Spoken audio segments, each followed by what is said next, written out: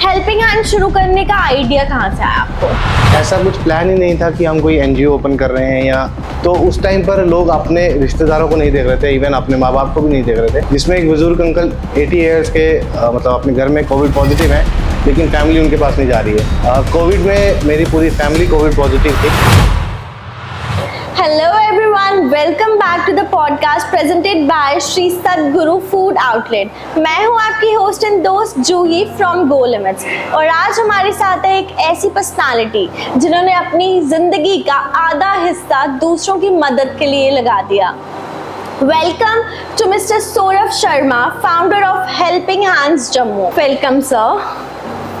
Okay, तो sir सबसे पहले आपके बारे में जानते हैं। First of all I would like to thank you and your team, जिन्होंने आज हमारी एनजीओ को मौका दिया है कि यहाँ आकर हम अपनी एनजीओ के बारे में बता सकते हैं। तो मेरा नाम सौरभ शर्मा है और मैं फाउंडिंग मेंबर हूँ हेल्पिंग हैंड्स जम्मू का, एक ऐसी ऑर्गेनाइजेशन जो जम्मू से बनी और जम्मू के लिए काम करते करते नेशनल लेवल तक पहुँची। इस एनजीओ ने स्टार्टअप अपना 2021 में किया, जब कोविड में बहुत ज़रूरत थी लोगों को, और हमारी एनजीओ ने वहाँ स्टार्टअप दिया और आज भी आपके साथ खड़ी है। सर सबसे पहले मेरे को बताएं, मतलब जैसे आपने एनजीओ बनाया, हर कोई नहीं बना सकता, मतलब हर कोई सोचता है कि हम दूसरों की मदद करेंगे, बट कंटिन्यूटी रखना बहुत मुश्किल है।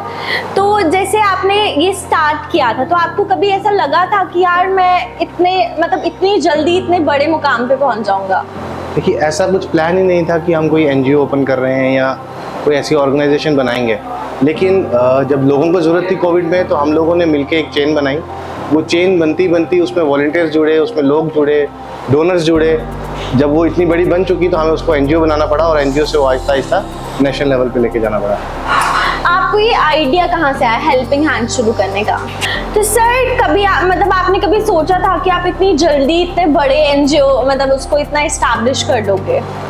ऐसा कोई प्लान तो नहीं था कि हम लोग कोई एनजीओ बनाएंगे या कुछ ऐसा करेंगे, लेकिन टाइम के साथ जैसे जैसे सोसाइटी की नीड्स थी वो पूरी करते करते हम लोग यहाँ पहुँच गए। लेकिन एनजीओ बड़ा है छोटा ऐसा नहीं होता है, हम लोग सोसाइटी के लिए काम कर रहे हैं, बाकी भी सोसाइटी के लिए काम कर रहे हैं। और मेरे को लगता है कि हर कोई उसमें अगर अपना कुछ ना कुछ कंट्रीब्यूशन देता है, वॉलंटियरली भी देता है, तो वो बहुत ज़रूरी है। बिल्कुल।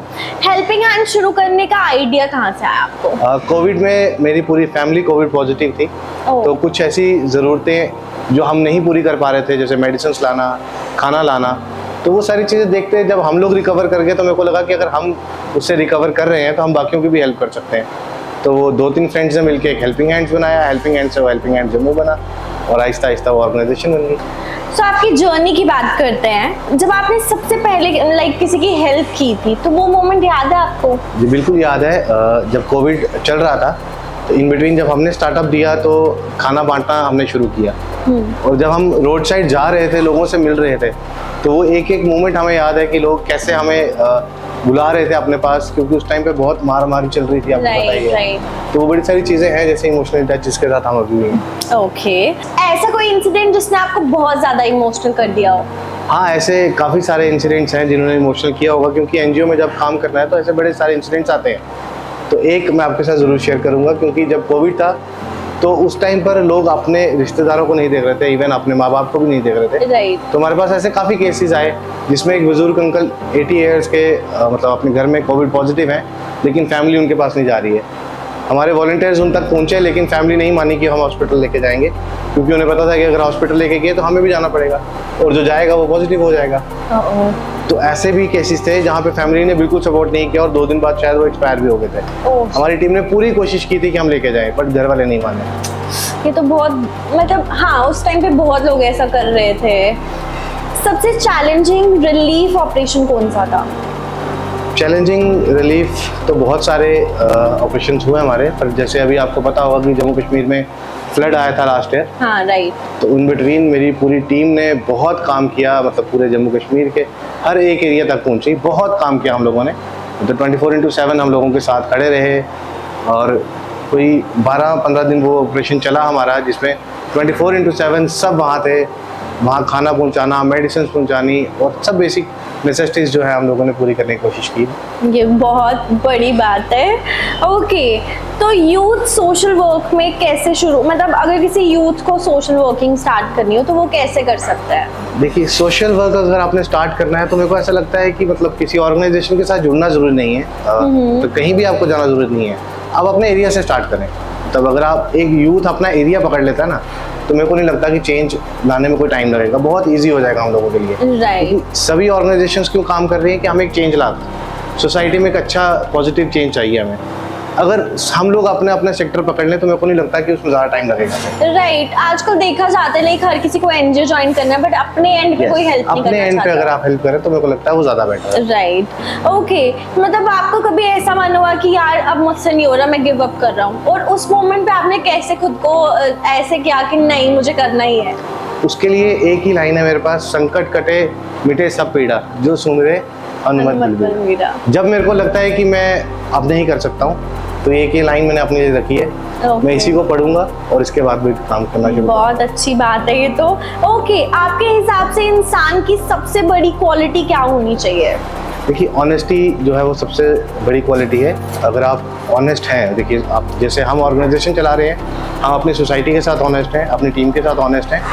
अगर आप कोई और काम कर रहे हैं तो आपको अपनी टीम के साथ ऑनेस्ट रहना बड़ा जरूरी है। ओके। अगर आप ऑनेस्ट हैं तो सब कुछ हो सकता है, अगर नहीं होगा तो फिर नहीं हो पाएगा। बिल्कुल। ओके, तो अब है फूड और मेमोरीज की बात आती है, तो इसी देखो हमारे छोले भटूरे भी आ गए, प्लीज सर्व कर दो। तो सर पूछते हैं लाइक आपका फेवरेट कंफर्ट फूड क्या है? ऐसे तो फूड ही कंफर्ट है, मतलब ओके। हर किसी को जो है वो फूड कंफर्ट है, लेकिन छोले भटूरे अभी ट्राई करेंगे हम तो ये भी बता सकते हैं कि ये भी अच्छे हैं कि नहीं। ओके, ठीक है। जम्मू की एक ऐसी डिश जो आप रेकमेंड करना चाहोगे, और वो क्या हो सकती है? लाइक जम्मू की बात की जाए तो कलाड़ी सबसे पहले, राजमा चावल, तो ये जम्मू की जो स्पेशलिटीज हैं उसमें ये होगी। बिल्कुल। ओके, छोले भटूरे या फिर राजमा चावल? राजमा चावल, लेकिन अभी छोले भटूरे पेंडिंग है, तो ये खाने के बाद पता चलेगा हाँ, इन दोनों से। Done done. तो वॉलंटियर्स के साथ भी आप फूड सेलिब्रेशंस करते हो? जैसा हमारा काम है उसमें सेलिब्रेशंस तो कम होती हैं, लेकिन जैसे हमने पहले बताया कि फ्लड रिलीफ में हम लोगों ने काम किया, तो उसमें ऐसा होता था कि जम्मू के घरों से रोटी बनकर आती थी और वो डिस्ट्रीब्यूट होती थी सारी जगह, और हम लोग भी उन्हीं के साथ बैठ के खाते थे। तो मेरे को लगता है कि वो सबसे बड़ी सेलिब्रेशन हमारे लिए वही थी कि हम लोग उनके साथ बैठ के वही खाना खा रहे हैं जो पूरा जम्मू हमें भेज रहा है। एक ऑनेस्ट सवाल, श्री सद्गुरु आके आपका फर्स्ट इंप्रेशन क्या था? फर्स्ट इंप्रेशन तो बहुत अच्छा है, जैसे यहाँ का एम्बियंस बहुत अच्छा है और मैं रिकमेंड करूँगा कि आप लोग आएँ।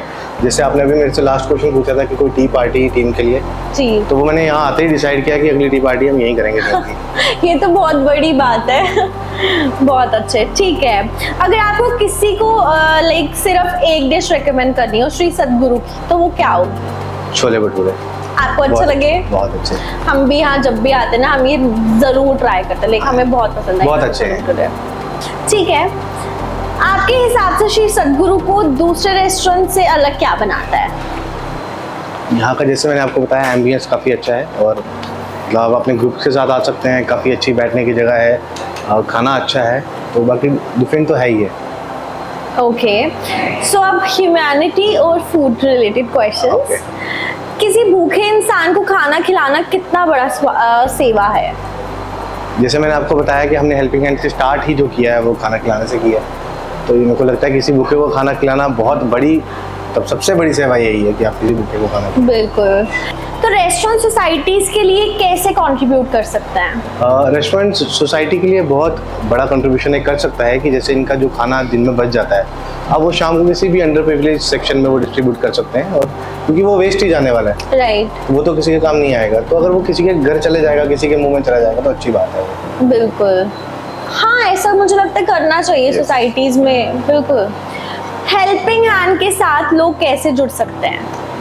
हेल्पिंग हैंड्स जम्मू का अपना एक सोशल मीडिया पेजेस हैं, आप इंस्टाग्राम पे सर्च कर सकते हैं, फेसबुक पे कर सकते हैं, यूट्यूब पे कर सकते हैं, तो आप वहाँ पे अपने मैसेजेस हमें भेज सकते हैं, आप हमें कॉल कर सकते हैं, तो आप हमारे साथ वॉलंटियर बन सकते हैं। डन।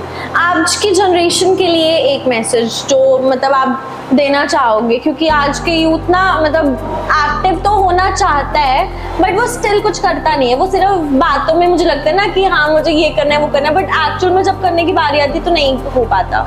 आज के यूथ के लिए देखो सबसे बड़ा मैसेज यही है कि ड्रग्स, क्योंकि हमारी गवर्नमेंट भी ड्रग्स के अगेंस्ट जो है वो एक्टिविटीज़ करवा रही है, तो यूथ को मैं यही बोलना चाहूँगा कि आप ड्रग्स की तरफ ना जाएं, आप किसी स्पोर्ट्स एक्टिविटीज़ में आएँ, आप सोशल सर्विसेज में आएँ, बहुत से काम हैं सोसाइटी में, आप बहुत बड़ा रोल प्ले कर सकते हैं, तो आप ड्रग्स की तरफ ना जाएं, आप ऐसी चीज़ों में आएँ जो आगे जाके हमें काम आए, देश को काम आए, कंट्री के लिए काम आए। Right, okay, so it's time for rapid fire.